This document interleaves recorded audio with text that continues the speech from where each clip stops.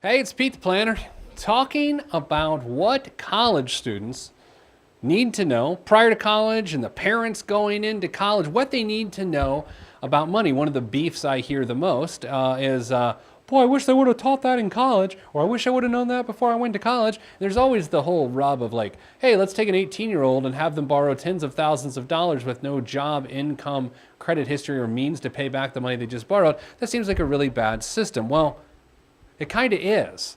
But to help us understand how to fix it and help us understand what the real expectations of you should have for your young adult or you as the parent in this relationship, I welcome my good friend and partner with Money Smarts You, Phil Schumann, who is the, okay, Phil, your title always just kills me. I'm going to go with Director of the Office of Financial Literacy at Indiana University. Yeah, that works. I got it? What'd I miss? I mean, we don't normally say Director of Office of Financial Literacy. We just say Director of Financial Literacy, but it's pretty much the same thing. I feel, okay. Hi, Phil. Hi, Pete. You're joining me from Portland, where you just wrapped up a very successful higher education financial wellness conference that you co-chair. Before we get into what kids need to know before they get to college and what the parents need to know about the college experience, I didn't make this year's conference. Millennial producer Nicole went in my absence. Last year, the big talk was about food security. You know, kids that didn't have the means to get food for themselves. What's the talk this year? What's the big topic? I mean, there's definitely some of the food insecurity, housing insecurity pieces that are still there because I think a lot of universities are placing focus on it. This year, I think there are a couple of things. Number one is just the psychology behind financial making decisions, because I think we're trying to tap into what makes students tick. Why are they making the decisions that they're making, and how can we be accommodating to different lifestyles of students coming in and how they approach their finances? Because we know this. There's no one size fits all approach to this. Sure. And then the other piece too is our final keynote was really talking about the retention piece. So what is it about certain financial situations that are causing students not to be able to come back to school next year? And specifically what, in this case it's the University of Kentucky, what they're doing to really focus on making it so that their students, through financial interventions and some other pieces that the campus is putting together, what they're doing to really help improve those retention rates of students. Because keeping students around, we've talked about this before, like the best thing a student can do, if they have student debt, is to graduate and get the credential, not take out a bunch of student debt, get 2 or 3 years in, and then drop out because all of a sudden you've got no credential and a ton of student debt. Yeah, I mean, that is the nightmare scenario. Someone gets student debt, never gets the degree, and then they can't get the opportunities and employment that they could to help pay off the student debt because they lack the credential. Yep. The University of Kentucky, their solution didn't have anything to do with bourbon, did it? It did not, but I'm sure bourbon was involved in the decision-making process. Good. Just because I'm sure it was a stressful thing. All right, so I guess this is a disclosure. I don't know what I'm about to say, but Phil and I co-created Money Smarts University, which Phil, why don't you describe it? I don't know. I mean, are we co-creators, co-founders? What do we call this? I think we're every co-thing on this. I don't really know. Co-parenting? I just say we co-parented this. Yes. We've raised it from beginning to end, but then we've got some people in your office that have kind of nannied it. Sure, that's true. Really? Yeah. So basically, with Money Smarts U, the idea was, there's a lot of research out there that says just-in-time education is the most effective when it comes to getting financial information to stick, especially with college students. So a lot of the things we've seen out there about financial literacy for college students has just tried to be one size fits all in terms of here's everything you need to know about budgeting, here's everything you know about savings, et cetera, et cetera. And what we've really found, in your experience by doing your money life and everything you do at your work, and the things that I've seen in my office, is that really we need to be targeting students based on where they are in their academic career. Right. So if they're a first-year student, giving them information for first years, second year, third year, fourth year, et cetera, et cetera. So the idea is basically we're providing the information or the financial information to students about what they need to know when they actually need to know it, and not just trying to throw a bunch of things at them all at once and hoping some stick. Yeah, because when people say all the time to you and to me and anyone else in the financial world, I wish I would have learned that in college, what they leave out is, I wish I would have learned this specific thing when I needed to know that specific thing in college. What they don't mean is, I wish I would have had a encyclopedia of financial information randomly in my college experience. Exactly. So here's what I want to do today. We're going to attack this from two different angles. Number one, we want to talk about what are reasonable things that a pre-college or even college student should know about money. Like what are those things? So high school grad about to go to college, or how do you want to do it? College students and pre-college students? Is that what we're doing, Philip? Yeah, I think that sounds about right. And then we're going to talk about what a parent should know. Because what we have learned, and this should be of no surprise, and if you're listening right now, you already know this too, is that your parents jack up kids too. Big time. Yep. Where do you want to start? You want to start with parents or kids, Phil? Yeah, I mean, you're the expert at this. Let's start with kids. Oh, okay. Oh, by the way, we're not supposed to call them kids. You know? I always get in trouble when I college kids. Young adult? I don't know. Students, The- right? Those of the twilight age? I don't really know. I'm not in tune with the students these days. I'm pretty much 60 years old every single day. I know. All right, so Phil, let's start with students. What are reasonable things that every student about to matriculate in the fall should know about their financial life? Like, what are the basics that, no, I mean, nothing fancy, but like, what's a person have to know to survive? I mean, in order to survive, I think just the standard idea of a basic budget. Okay. Just the idea of, okay, X number of dollars I have to spend during this week, during this month, whatever you want to say here, what does that need to be allocated towards? And really, in a college life, it should be kind of simple because, you know, you're not going to have all these different categories. I mean, you've got your room and board, you've got your tuition, and things like that, but really those are already covered for before you have to pay for anything else.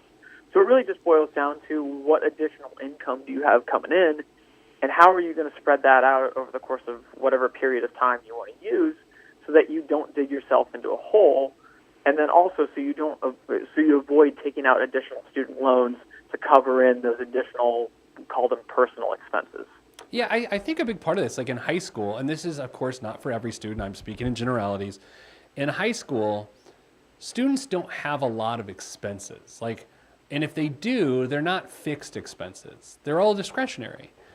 And college becomes that period of time when not only do you begin to have your first fixed expenses that you have to deal with in a responsible way on a monthly basis, but then your discretionary spending increases significantly because of just the simple concept of freedom, you know? Yep. I think that's tough. I mean, yeah. Sorry, I cut you off there. Keep going. No, I was listening for you. I guess where I was going to go is this is also a matter of, for the first time, really understanding the source of money you have to deal with your obligations. And it's especially tricky for that age, Phil, because sometimes that source of money, the source of money is the way as I see it, it comes from 3 to 4 different sources. Number one, which I think is the rarest, is a scholarship or something like that, even to pay for expenses. Number two, could be student loans. So you've got a source of money that you can spend in a discretionary way that is money you're going to have to pay back, which is sort of a weird thing. Number 3 is, of course, parents' assistance, where if that's done the wrong way, as we'll get to here in a little bit, we see a lot of negative impact there. But then the fourth one, and it's what you guys talk to people about all the time in terms of living expenses, is work income, like when getting a part-time job. Yep. Yeah, and I mean, we've talked about this before in the past, where, like, for us, what we want to see students do as much as they possibly can is gravitate towards that work income and using whatever work income they make to use it for their personal expenses while in school. Now, granted, you know, it may not be the case that some students can do that because some students are so financially strapped when they come in the door that work income has to go towards their tuition. But certainly in the grand scheme of things, in terms of like the pyramid of how we want students to fund their lifestyle while in school, it's work income that we want them to prioritize If they're fortunate enough to come from a well-to-do family where their parents can cover their expenses, that's fine. But I think as we talk about, when we get into the parent conversation a minute ago, there's got to be some level of responsibility on the student's end so that they're learning skills and not just having parents funnel them money whenever they need it. Student loans, it's the cliche to say, like, do you really want to be paying for that coffee for the next 10 years? I hate that. But there's an element, yeah, I hate that too, but there is an element of truth to it. Yeah, like, we don't want absolutely. to see students using student loans to paying for their personal expenses. And so really, again, it's just like gravitating towards that work income piece so that students can really start learning how that income is going to have to make their lifestyle work, because once they do graduate from college, that's what their system's going to have to be. It's hard to get student loans or something along those lines when you are graduated. One of the most frustrating things for me in this conversation about part-time work, because you and I both read the studies that suggest if a student works between, the optimal hours through 15 hours a week, you can actually see an increase in grade point average. I get frustrated when people say, well, my kid's job is to go to school and get their degree, and so therefore they shouldn't work. And I think that's cute, and in a vacuum, it could make some sense. I don't think it teaches much, though. Do you? No, I mean, college is very, we all know this. College is an academic thing. We're supposed to go there, get the credential, and graduate, but it's also about a time of learning how to be an adult, how to navigate the real world, so that when you do graduate, you understand what your responsibilities are and how you can manage your life. Part of that is figuring out how you're going to balance work life into everything else that you need to do. So, even if it's just like a 5 to 10 hour a week job, that is valuable from the skills that you're going to gain, the time management skills that you're really going to put together for yourself. It teaches a lot of responsibility that I think is great to have in college that's going to benefit you after you graduate. Yeah, I think about that. Like, if a kid has to go in and they just have to understand budgeting, they have to understand a source of income and how it funds those things. What are the tough lessons they learn once they get there? I mean, what else do they need to know? It's not like they need to know anything about investing. Do they just need to understand to don't take on any more debt than necessary? What are sort of those core learnings at the midpoint of a college education? I mean, with the student loan piece, it's definitely that it becomes about financial efficiency. So, in the case of student loans, you might get offered $5,500 from the federal government in a year, but just because you're offered that amount of money based on their calculations doesn't mean that you need to take out that much. Right. In the same way that you talk about home loans in the exact same way. Just because the bank approves you for $250,000 or $300,000 or whatever, doesn't mean you have to spend that much. And I know we're going to get here, and I just keep jumping ahead to it, and I can't stop, won't stop.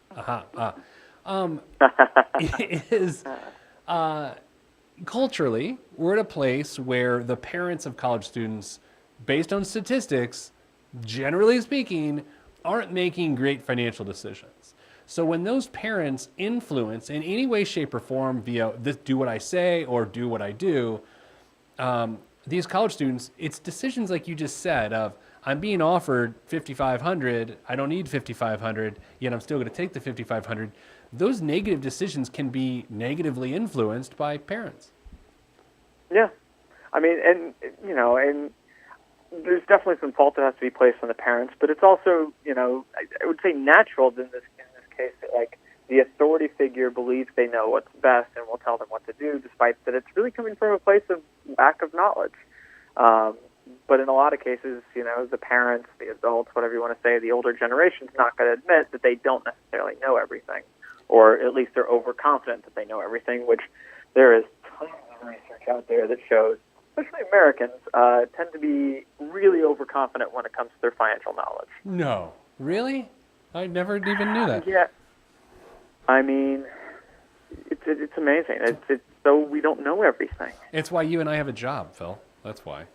It is. It is job security, which is wonderful. There was this trend, I remember at your conference last year, there was this trend where students that come from financially insecure homes were even taking aid money and sending it back home to support their families, thus using borrowed money to maintain the lifestyles of others.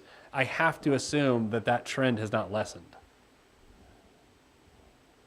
Yeah, that is a huge trend, and that's something that we've got to. It's hard to address because how do you tell somebody that they can't do something that's benefiting their family?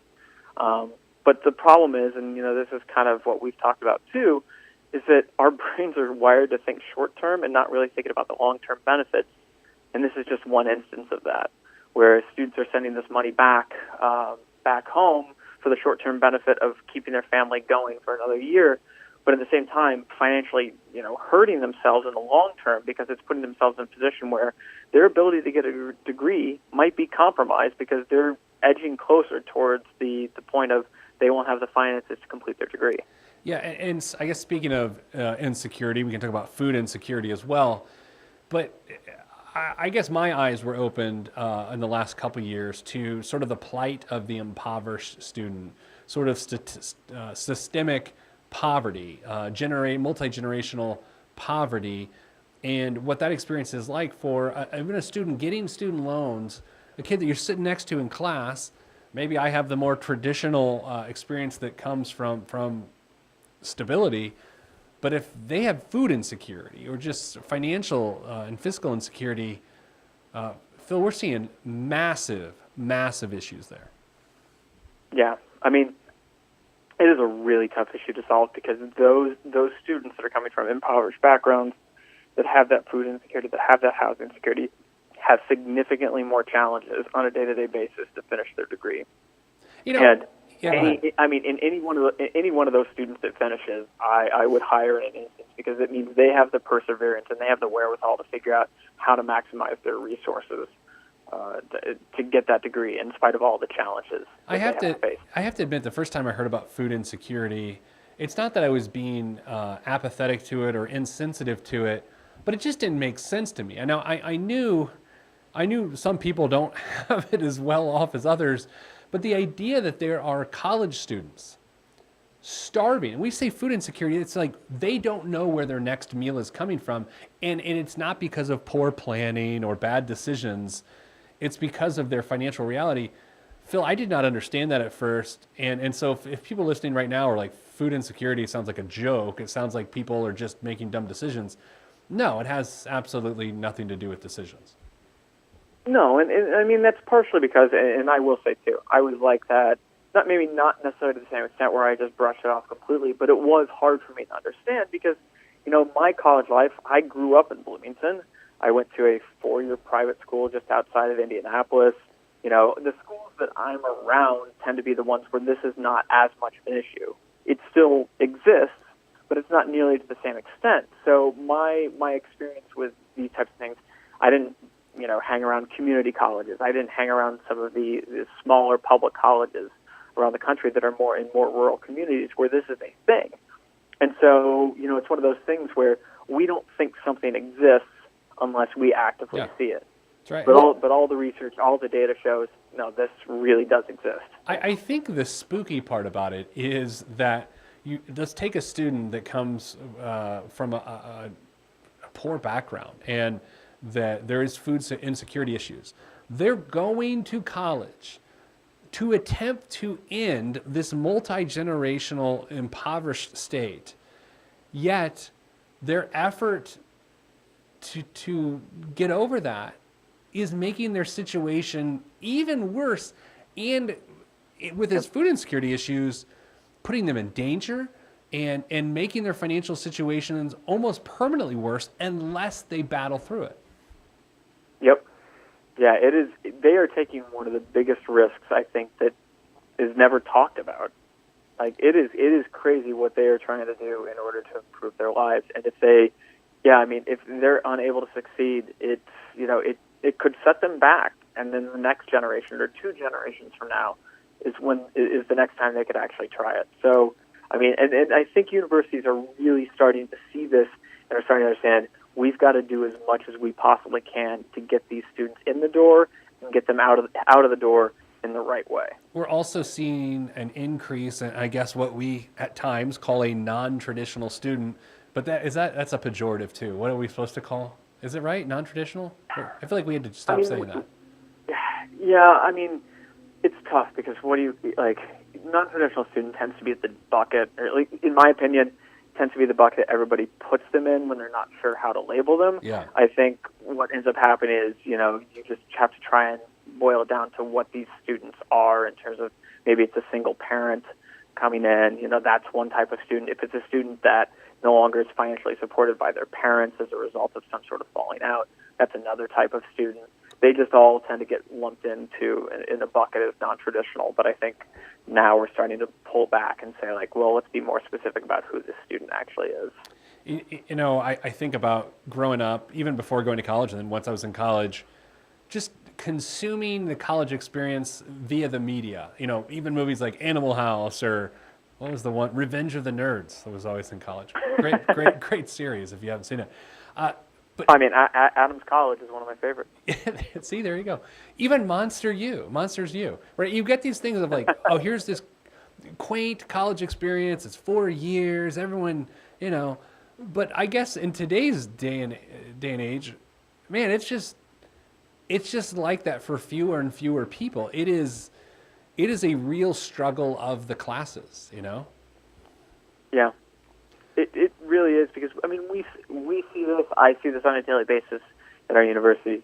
There is that kind of class separation among how students interact on a daily basis at the university.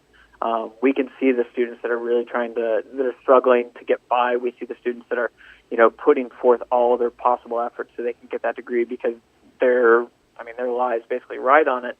And then you do have those students that come from the Animal House culture, from the Van Wilder was the big one in my day.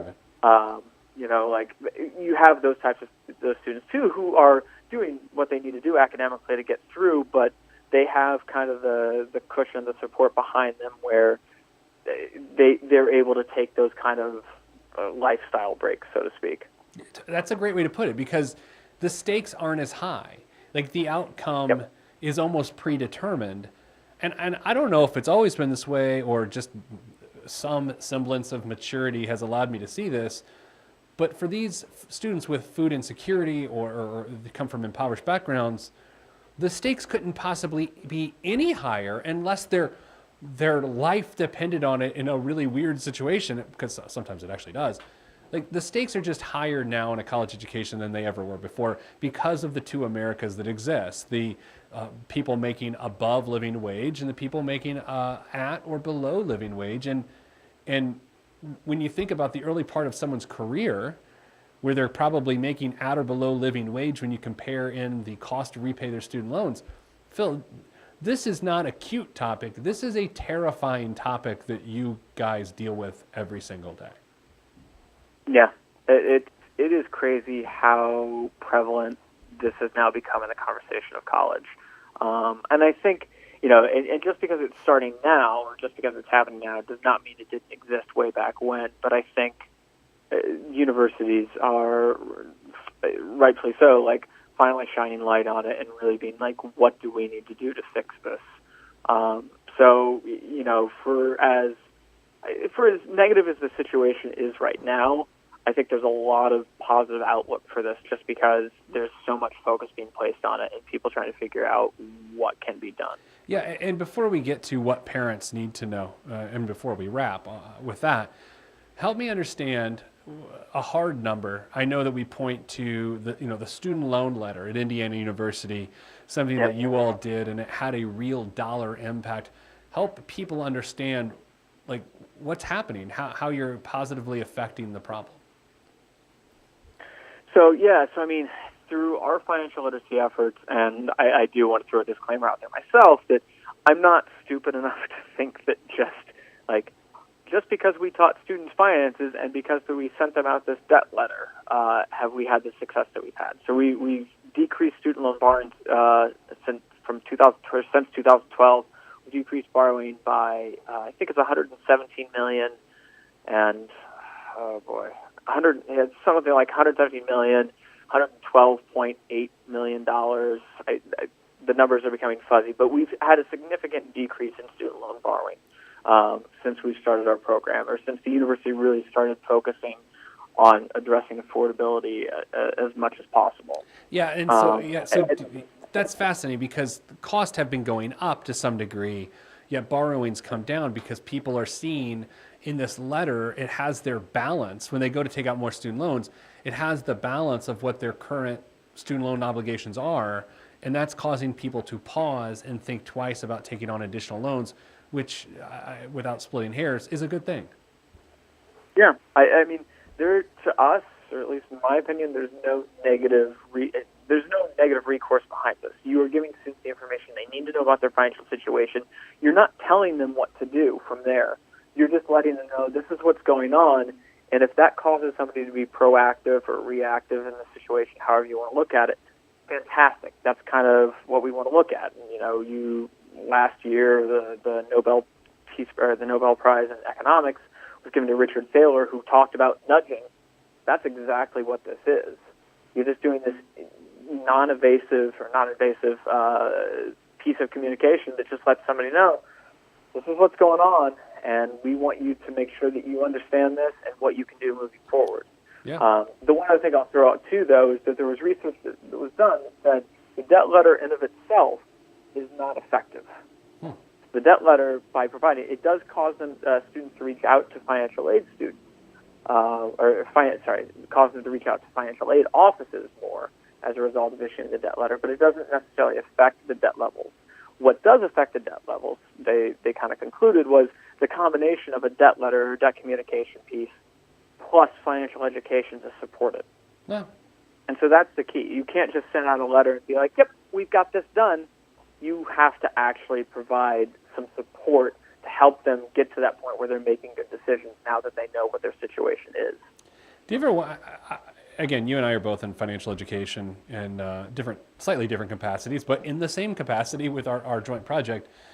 Do you ever wonder, and this is the narcissism that exists within my heart, like how many dollars you prevented someone from borrowing in an unnecessary manner? Do you ever wonder, like, Phil Schumann was responsible from preventing $180,000 in student loan debt, which was probably a lot more than that. But you know what I mean? Do you ever think about that? I've never thought about it on an individual level. I have definitely thought about it at a university level. Just with everything we've done, you take that borrowing amount that we've decreased over the years. We have looked at it before, and I can't remember what the number is, like how much we've decreased per student.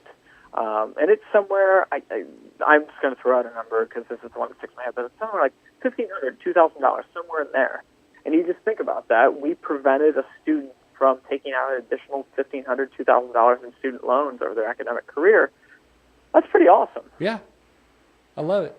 All right, what do parents need to know? Very basics. Like what do parents need to teach their students before they go to college or when they're in college? What are the primary lessons? And we have a course on this at Money Smarts U that we provide to parents of the students that are served by our content and our curriculum. But succinctly, what do parents need to teach kids, Phil? So maybe it's not necessarily what parents need to teach kids, but it's the conversations that parents need to have with their kids. One of the things that we did in Money Smarts U and our high school course at the end was just the awkward guide to having a financial conversation with your kids. Yes. And that's it. Like it's that piece that's so important to this. You need to sit down. You need to have that discussion about, okay, mom and dad are going to cover this portion of college. Son or daughter A, son or daughter B, whatever you want to say, they're going to have to cover this portion. And just having that transparency and knowing what each party is going to be responsible for, that's what's going to allow for a better financial situation while a student is in college. It's not necessarily that the student knows how to budget, the student knows how to save, or anything along those lines, although they probably should know those things. But it should be more about, okay, what's the separation of roles in paying for college? Because the moment that you don't have that is the moment you have those students that are holding up the sign saying, Mom, Dad, send money, because that's the way they know how to get money for school. Yeah, and, there's weird language around a parent and a student are purchasing an education, but some group of people would say, no, they're investing in an education. But I always think anytime you say investing in something, it always justifies poor decisions when it's actually a purchase. You know what I mean? Yeah. Yep. And with parents having more student loans, parent plus loans, student loans for adults, for parents, at a higher level than we've seen, like there's a lot at risk. You're risking retirement. You're risking stability as a parent ages. And I think, Phil, as I have a 9 and a 6-year-old, and your little girl, how old does she know? 5? 4. 4. She's outside my hotel door right now. Oh, you kicked her out of the room for me? Yeah, I did that. I evicted her. Oh It was my kind of funny. gosh. Hi, Lucy. So when we think about, like, we try to have the conversations with our little people about, Dad, why don't we move to that house? Or why don't we have this car? And you try to say, well, we could do that, but we've chosen not to do that for this reason. Or we can't do that. Somehow that conversation disappears with something as important as a college education because guilt or I don't know what else gets in the way, and all of a sudden you've got parents and students together making asinine decisions about a college education. Yeah, and I mean, and it's, we should say it's a noble thing. Like, we hear this all the time, that parents want to do whatever they possibly can to get their kids in the schools that they want to go to. But sometimes, the numbers don't add up. And if the numbers don't add up, don't try and push that. We see a lot of students, or we see a lot of parents that come in the door saying, this is our financial situation. And if the numbers don't add up, we got to tell them this is not necessarily the best thing to do. And there was actually research that came out a couple of years ago from our, I'm going to say, good friends at Purdue. Sure. But just disclaimer, I may not have a job next week if my boss hears that. Well, that's how he is. But what it said was, with very few exceptions, really it doesn't matter necessarily what school you go to. Like, the important thing is the skills you pick up and the knowledge that you gain from it. Yes, there are a few schools that if you put that on your resume, people are going to open up their eyes and they're like, holy cow, this guy's got to be good. Right. But in a lot of cases, it's what you make out of it. And so, don't try and think that this school is going to provide everything your student needs to succeed, and if they go to this school instead, it's not going to happen. If that other school is more financially affordable and provides a lot of the same opportunities, my eyes would be going towards that one. And I will have this conversation with Lucy here, once she gets old enough to understand what's going on, that, yeah, we want to give her, try and put her in the school that she really wants to go to. But if the numbers don't add up, we're not gonna have that happen, because we don't want to sacrifice our financial future. We don't want to sacrifice her financial future.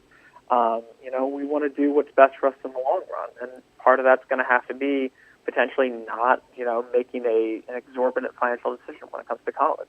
I thought you were going to say at first you were going to have this conversation with her when she got back in the hotel room, and I was like, I don't know, just let her in, All right, I'm trying to build slowly her financial knowledge about college. Final question for you, and this is important. You were in Portland all week, a great donut city. How many donuts did you eat? How many donuts did you personally consume? Because I know you're a donut man. This past week. So I think that question, I can answer part of that question, but I think we need Nicole on this too to kind of help out. Nicole, pop on a mic there. Nicole went out to Portland on our behalf. Nicole, how many donuts? Wait, did you and Don have the challenge? That's why I've been invited to chime in. Okay, what happened, Nicole? So I have a lovely 2.5-minute video watching our dear friend Phil Schumann eat a donut that weighs about as much as his 4-year-old, as much as he could in about 2 minutes. It's glorious. I may have to include it within the blog post. Oh my gosh, I'm going to have to see this. And you kept it down, my friend, right? Yeah, he did like a champ. Yes. Yeah. All right. Kept it down. I will say, not going to try and embarrass him. I won't give out his name. But I am 4-0 in these eating challenges now. Yeah, it's always nice to beat your boss in eating challenges. Good job, Phil. If I'm gonna do something, that's gonna be it. But I will say, to answer your question too, so aside from the wagon wheel sized donut, I think I had 3 other donuts, and I've still got. I'll be honest with you, I'm getting ready to go out and meet all my high school friends, or my closest high school friends, out on the Oregon coast here soon. I may have grabbed what's remaining of those wagon wheel donuts, maybe taking those out to the coast, as well as a few others. So more donuts will be had over the course of the next few days. So that's something. Excellent. Well, keep up the good work. And by the good work, I mean eating donuts. And Season 3 of Money Smarts U coming soon to all of the students that, with 140,000 students at IU and other places across the country. So whatever the math is, I'm bad with numbers. Phil Schumann, Director, Financial Literacy, Indiana University. Thanks, buddy. No problem, man. Hey, hang on the phone. When we hang up with this interview here, I want to talk to you some more about your donuts. So stick with us. And for you, the listener, we're done with you. Thanks for listening. Catch more of the show at PeteThePlanner.com and the podcast. And boy, do we have a surprise return for you here on this podcast. You've been asking for it. More details on that later. We'll talk to you soon. I'm Pete the Planner.